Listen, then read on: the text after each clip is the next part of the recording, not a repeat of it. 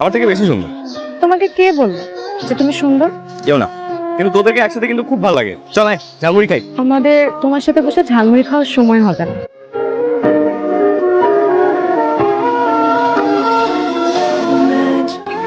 লুকিয়ে এসেছি তোমাকে দেখতে। দেখতে এলাম অন্ধকারে তোমাকে কেমন লাগে।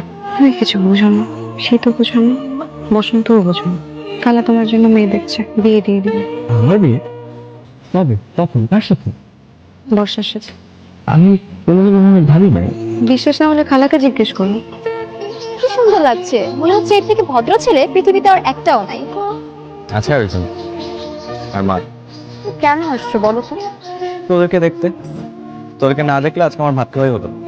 তুই কি চাস আমি দুপুরে না খেতাম? হ্যাঁ চাই, আর এটাও চাই যে তুমি রাতেও না খেয়ে থাকো। তারপর তো ভাতের প্লেট নিয়ে ঠিকই দুয়ারে দাঁড়াবি, তারপর সে গাইবে দাঁড়ালে দুয়ারে মোর এ তুমি ভিখারিনী।